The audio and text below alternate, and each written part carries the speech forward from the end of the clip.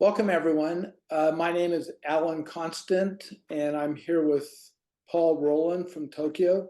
This is another conversation about art, and today we will be talking to Rita Bernstein from Philadelphia, an artist who creates works on paper using different media. So welcome, Rita. Thank you. I'm delighted to be here. Thanks for your interest. Well, we're so glad that you accepted our invitation to have this conversation. Do you have a background in art, or how did you get started with doing your art? I was never going to be a visual artist. I was considered the least artistic member of a pretty artistic family. And the reason was that I could not draw representationally, which was sort of the definition of being an artist. And I still cannot draw representationally, truly. But it doesn't, I make abstract art, so it doesn't really matter. But I was going to be a writer, actually, a poet. And that was sort of my identity in the family. And I didn't feel bad that I was the least artistic member. But in hindsight, I was always very aesthetically sensitive. Like I noticed things in my environment. I was very, very sensitive to light in particular. So then I went to college at Columbia University in New York, and I was an English major, and I was going to be a poet. And it was the 70s, which was a time of great upheaval. And I went to law school to change the world. And I actually got very lucky because I come from a family of doctors for the most part. And I had no idea what lawyers did. I was so sophisticated in some ways and incredibly naive in others. And I got to law school and everybody's taking corporations. And I thought, what am I doing here? But I lucked out and I had a wonderful job, really, as a civil rights lawyer. A lot of big kind of law reform cases. So then I did have this artsy side, which I was beginning to realize, and I was quite interested in photography because you didn't have to know how to draw. So, I was interested in light and sensitive to light. And so I began to photograph pretty seriously. And at that point in time, art world wise, the photography community was a very small community because in terms of the art world, because the art galleries didn't consider photography art. So there was a separate segment of galleries that showed photography, and we all sort of knew each other around the country. And I got one gallery and then another gallery, and I had lots of support from other artists, and it was all analog photography. You know, I had a dark room. I spent hours and hours and hours in the dark room, and got interested in alternative process. So anyway, I'll jump ahead a little bit. And I began to really tire of photo paper, which I thought was sort of too slick and commercial. And so I started using real beautiful art papers and painting liquid emulsion on them and then exposing my negatives. And it was a very chancy kind of process. And I had many more failures than I had successes, but I sort of fell in love with it. And that was the beginning of my love affair with paper. I really consider myself kind of a paper junkie of all sorts, beautiful papers and disposable papers, which we could talk about a little more. But I used pinhole cameras, and it was very, it was never about sharpness. It was always about surface, and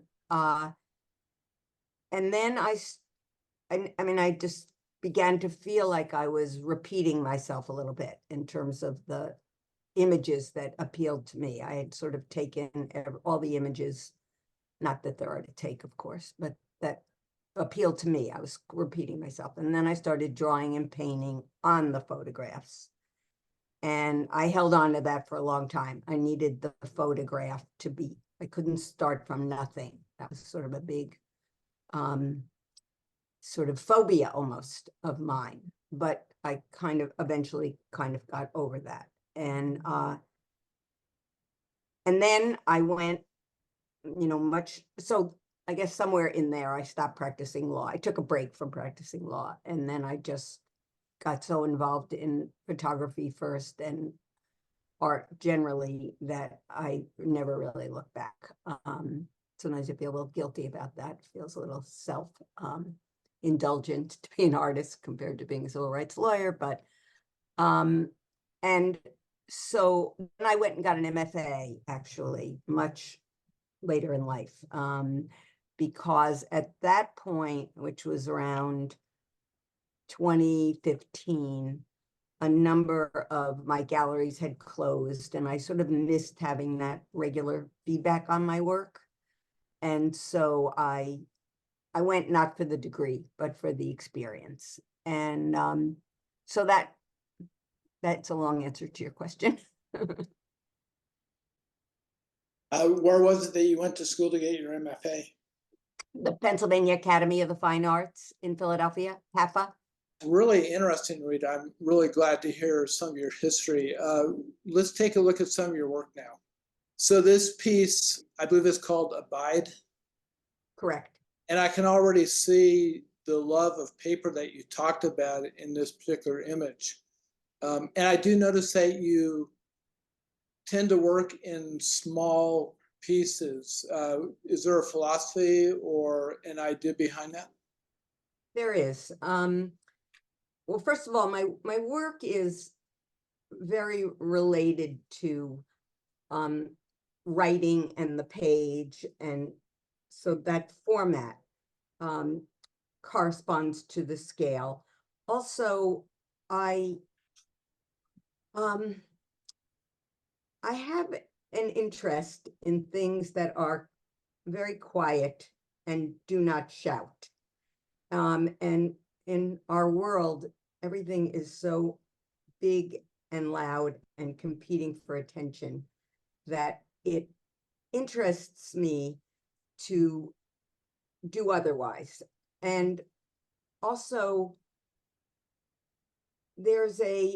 my work is very reductive, as you know, you can see. It's very understated. And so a larger format dilutes that in a certain way. I mean, it emphasizes it, but it also, the proportions of negative space to positive space have not seemed right to me in larger formats. When I was in my MFA program, I got a lot of static about this and a lot of encouragement / pressure to work larger. And I did experiment, and I just wasn't happy with it. I didn't enjoy doing it. I didn't like the way it looked. The smaller markings kind of felt lost. So those are some of the reasons. So I'm pretty committed to a more intimate scale, and it's more demanding for the viewer because you have to really pay attention to see what's going on in a way that is less taxing with a larger format. And I use all different kinds of papers, as I said. I mean, from very disposable ones to very beautiful ones. But one thing I like about this paper, which is an abaca, is that it abrades in a way that I like. Can you sort of see that, the surface texture, which is caused by my rubbing? I rub the material into the paper. I'm very material dependent, so to speak. I mean, I consider my work to be a collaboration with the materials. So I like that aspect of this particular paper. A lot of your pieces are really minimalistic. I mean, do you ever have an urge to overdo it? How do you know when to just stop? It's an interesting question. I almost never overdo it. sometimes I think I underdo it. You know, I'll begin a piece and it will feel to me like it needs something else. And I won't know exactly what that is. And I'll put it aside and come back to it later. And then it can speak to me anew because have a little distance from it. I'm always more moved and affected by things that are understated and minimal. And, you know, I don't know how this is true for other artists, but I suspect it is that one tends to make the kind of work that one is moved by. So that's what minimal and understated and reticent work does for me. What distinguishes a work of art for you? When does it change from becoming something almost accidental in a sense to becoming a work of art? I think I would say that my own test for when a work satisfies me, when I'll accept it, sounds very lofty, but it's whether it feels like visual poetry. That's kind of my standard. I'm interested in making art with materials that sometimes aren't art materials. Like I'll use lipstick and I'll use botanicals and I'll use fruits and vegetables and things like that. So I have sort of a bit of an anti-precious bent. I'm quite taken, I guess, seduced almost by the grid. So you'll see reference to, you know, the grid in much of my work and the relationship between the formality of a grid, or on the diary page, the formality of the lines and the, you know, very specific characteristics of a calendar page, and then the sort of mess, the chaos and the structure. That kind of relationship is something that has always interests me in life, you know, and I care about art that relates to life somehow. You know, it's hard to define exactly how, but that's an important thing for making meaning for me, that has some connection to life that I can conjure. So this looks like a grid again. Can you talk more about the grid, like what that means for you? Yeah. You know, I'm not really a printmaker in the technical sense. But I always say I have the soul of a printmaker. So that kind of plate mark is something I'm interested in, and the dimensionality that you can see in this one of a plate mark, and it's not made with a press. It's just made by hand and pressing. But that kind of embossing and then transgressing, I don't know why it speaks to me so deeply, but it does. It really does. And I really like the relationship between the formality of the grid and then the background that just seems kind of worked on. How did you work on that background to create that uneven surface? I like that aspect of this piece and some of the others as well. Mostly I use my fingers, and I'm a pretty messy artist, actually, which is kind of a funny thing because I'm dealing with work that in some ways looks very pristine, and has also the formality of the grid. You know, I never went to art school. I mean, I got an MFA, but that's not like art school. So my skill set is quite limited. And I never really learned to use a brush, because a brush for me either puts down too much or takes away too much. I can't seem to use brush. So I use my fingers, I use Q-tips, I use palette knives sometimes, but not brushes.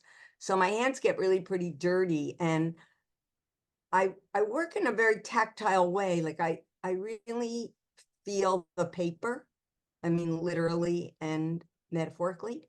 So I just keep messing around until it seems right. But I just keep moving around, moving my hands around, kind of feeling the image almost in a way you would if you weren't a visual person. I work so much with paper that you start to learn the characteristics of different papers, but I essentially, sometimes I'll wet the paper first, you know, so that it's damp and more absorbent. And then I will press the plate into the paper, sometimes from the front and sometimes from the back. And then I will work around the plate with a bone folder or some other tool that doesn't tear the paper. Sometimes it does tear the paper, but just emphasizes those borders. And then you end up with something that does have some dimensionality. I was hoping we'd come across one of your pieces with text on it, because I'm so intrigued by this relationship with writing and poetry, something that I love. And then you described your work in a sense as visual poetry. Please tell us more about that. You know, I find it tricky, really tricky to do in a way that doesn't seem kind of hokey. I mean, there are a lot of artists I know who do it in a way that I think is very powerful. I've kind of struggled with how to incorporate text. And that's why a lot of what actually is text really looks like asemic writing, which I know the last artist talked about asemic writing. That's a big influence for me.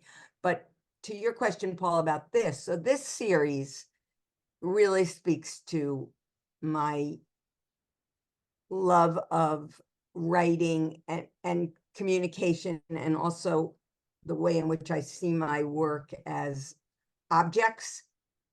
And so I worked on, as you can see here, different kinds of envelopes.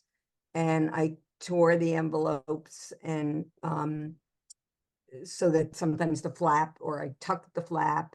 And then I have some, you know, old manual typewriters. And so the beauty of them is, as opposed to computer generated, digitally generated text, is that, you know, depending on how hard you press and how old the ribbon is, you get all the variation that you see in that text. And so they're like love letters, really, which is a lot of what letters have always meant to me. And then you'll see, so another thing about this piece that you'll see in a lot of my work is the use of thread, stitching, and also the use of tape.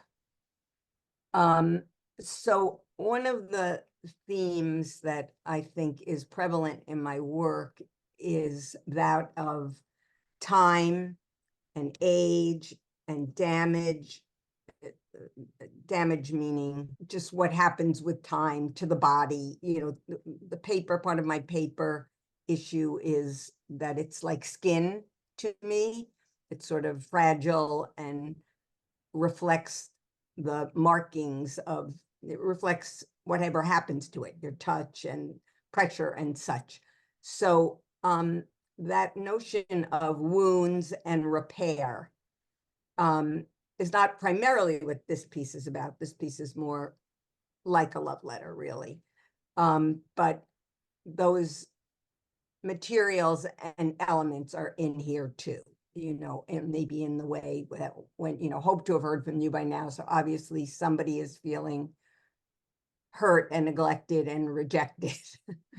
So this is this series, which sometimes I've called letters, sometimes I've called correspondence, is sort of the most direct in my use of text.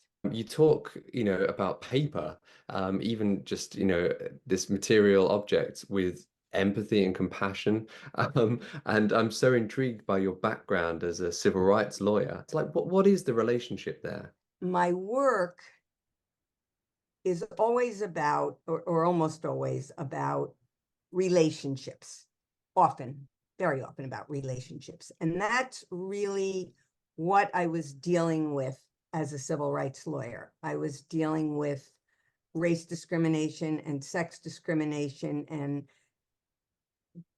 the difficulties we have in our societies of people sort of being understood and valued and heard. That interest is the biggest thread through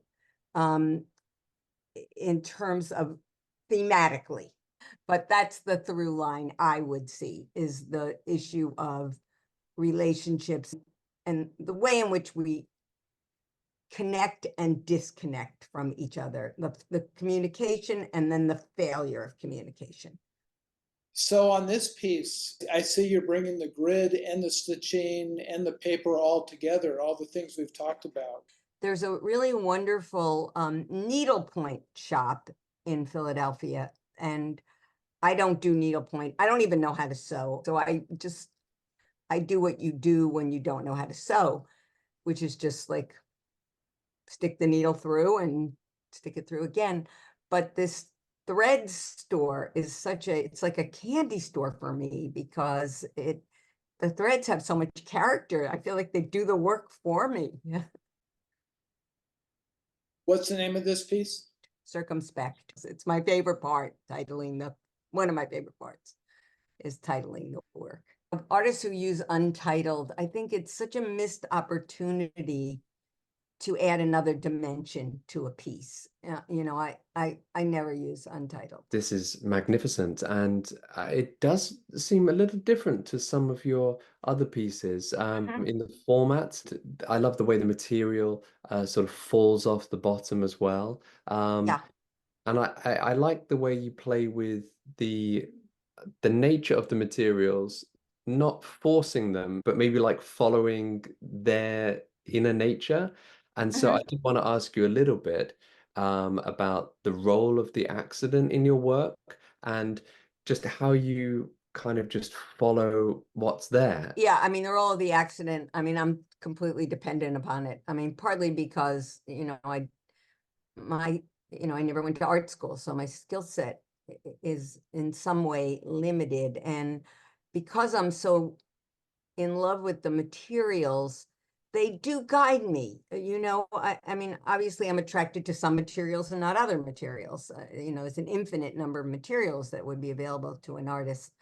But, this kind of veil of the most top piece, I think that sort of gauziness and the way it obscures, but not completely, the numbers. I mean, those kinds of contrasts are things that end up speaking to me. But yeah, I mean, I could never even tell you how peace exactly happens. I just keep moving things around until something starts to suggest itself to me. There's also, this feels a little figurative to me, which is a little different from much of my work. And there's a little bit of a kind of a sense of a bride. And, that may in fact also touch on my life as a civil rights lawyer, because I did a lot of sex discrimination.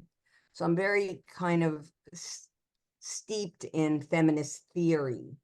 And so the whole notion of the bride, is such a loaded one. I mean, it's so beautiful in a way, but of course it has all these other connotations. So sort of the rigidity of the piece that's underneath it with the numbers, that's an old kind of typing paper. I don't know that you're even old enough to, maybe Alan's old enough to remember that, but it's kind of an onion skin typing paper that came with those numbers. And I just thought it was really beautiful and interesting. So there's, those different elements kind of are what interested me. And I know one of your questions was, how long does a piece take? And it's so variable. I mean, sometimes it comes together pretty quickly, but more usually it doesn't. It'll just kind of sit around in my studio and I'll just keep like looking at it. And sometimes it'll just be in kind of a slush file. I guess that's a lawyer term. And then I'll go back and think, oh, there's something there that I couldn't see in the moment. I love your diary pages. I don't think of diary pages as being archival, but I like how you just kind of threw that to the wind and kind of said, so what? Is there anything particular you're trying to say here? It's interesting about the archival because you know you're a photographer, so you know how like what a big bugaboo that is in photography. I always thought of myself as an anti-archival artist, in fact, because it's part of the collaboration with chance in a way. I just tear the pages out of a moleskin calendar and, you know, I mean, I try to be a little careful, but the way in which it tears is, to me, part of the piece. I was doing some printmaking at home with one of those rollers, and then you have to clean it, or, you know, so you do it on like newsprint. But I just started doing it on these diary pages. That's how this series started way back when. And then I realized that that was more interesting than the prints I was actually making. So that's where I started using a brayer. That's what you call it, a brayer. And then I really used it as a way to experiment. I mean, they're much more experimental I mean, there's experiment in all my work. They're the least precious of my pages. The way I see the diary pages is it's first of all, it's related to time. And the day is the unit of time. I think that's we can most relate to as human beings, you know, and you get up and you have kind of a plan for the day. And here it is, all the hours and the lines, and you make your lists, and then the day happens. And it may not be, it usually isn't what you planned. So it's that kind of juxtaposition that interests me about using this particular substrate. But I think they're also very whimsical. I mean, that's the feedback I've gotten. And so people just can relate to them. You know, they're just not precious. They're almost not art in the way people think of art, which I enjoy that very much. So on this one, are you stitching? Because it looks like stitching, but it also looks like words. So could you You know, speak? there is no stitching in this one. So this one was, and this whole series, the rumination series, there are words there.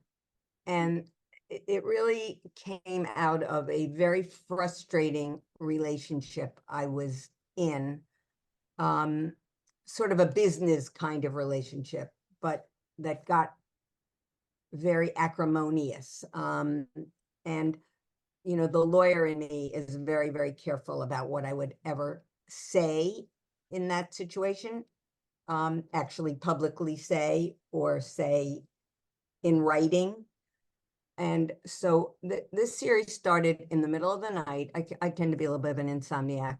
And I just was in my head saying all the things I really wanted to say, but knew I couldn't say or wouldn't say because I'm too professional to do that. And so I just started writing over and over and over again all the things I wished I could say, you know, and that's how it started. I was not thinking that it was going to be, and I had the plate mark. I had, you know, sometimes I'll make a bunch of, I'll do it all at once, you know, like a pile of papers and make plate marks, and then they'll lie around, and if they speak to me, I'll use them. So I picked up one of those, and so those are actually, that references a Semitic writing, of course.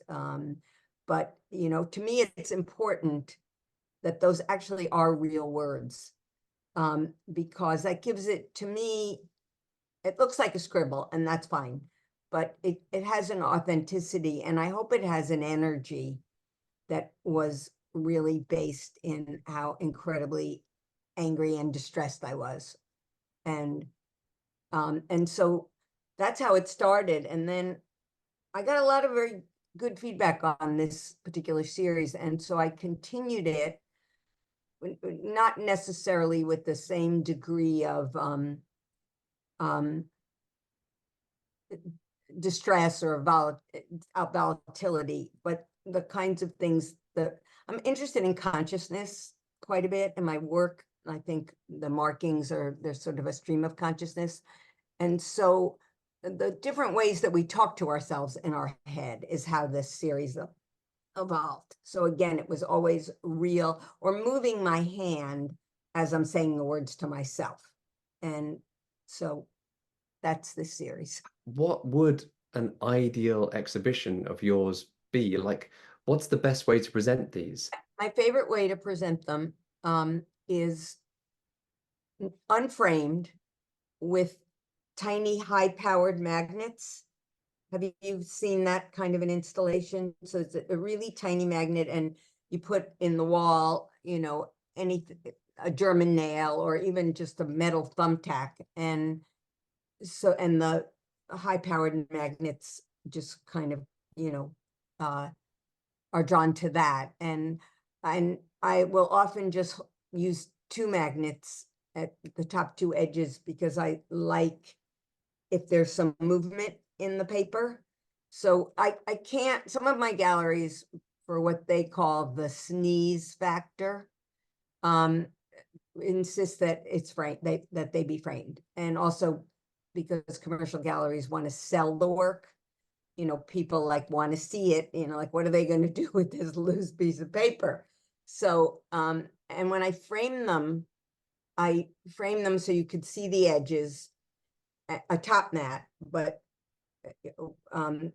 with a very big mat. So it has a lot of presence, but I still prefer them unframed. And I prefer on the, you know, often I have control, often I don't have control over the installation, but when I do, or when I'm asked for my thoughts, I like when there's a lot of space between the, you know, I like that emphasis that this is this small thing that you're going to have to look at, and not to have it look like, you know, they can kind of cancel themselves, each other out, I think, a little bit to my eye when they're bunched together. And there's a tendency for people to want to do that because they're little. So you put them together and then, you know, you have a bigger statement, but I don't like that. And I also like having them not always at eye level, so that, you know, there's lots and lots of space around them, and then one is like up there, and, you know, so that there's like movement, that it feels more alive to me than if it's like a staid kind of hanging situation. I was just thinking as well about information. Obviously, you've got the title, but this one and so many of the others, there's the sense of so much meaning beneath the surface. And obviously, we can glimpse it. And it's so interesting to hear you talk about them. How much information do you ever provide? I tend to not say much more than I say, which might surprise you since I've been so verbose here, but I tend to say less rather than more. And I do usually address the scale because I'm invested in it and I feel a little defensive about it, and I feel like I have to explain that and call people's attention to the fact that, you know, we live in this big noisy world. So let's turn off your phone for a minute and just look at this, that kind of a thing. But I don't, because I don't provide a lot of information for many, many reasons, one of which is it kind of goes with the reductive, understated quality of it. And also, I really want to leave room, since people usually see these so differently than I do, that I don't want to prejudice that.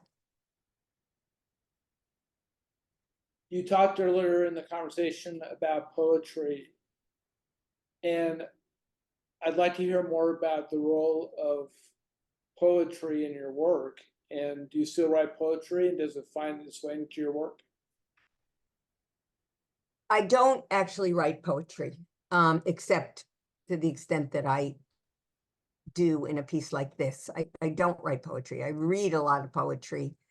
And one thing that I'm sometimes attracted to in poetry, and that comes up in my work, is this notion of repetition. We see that a lot. And so that's one of the things in this piece, like why we are not talking. If you just say that one time, well, that could mean a lot of things. But when you start to say it again and again and again, for me anyway, you start to get this feeling that this is really a problem, that we are not talking. And there's a sense for me of trying to grapple with why we are not talking. So it speaks to a certain estrangement. And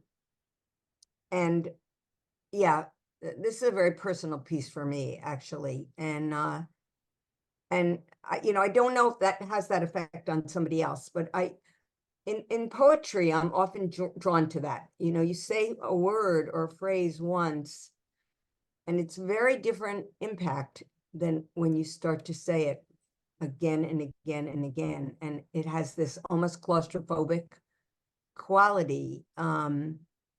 So, yeah. So Rita, thank you so much. I feel like I understand your art so much better, and I have a much deeper appreciation of what you're doing and what you're saying in your art. So thank you so much for taking us through your work. Well, thank you for your questions and your interest, and how much you help me to look at the work anew. So I really appreciate it.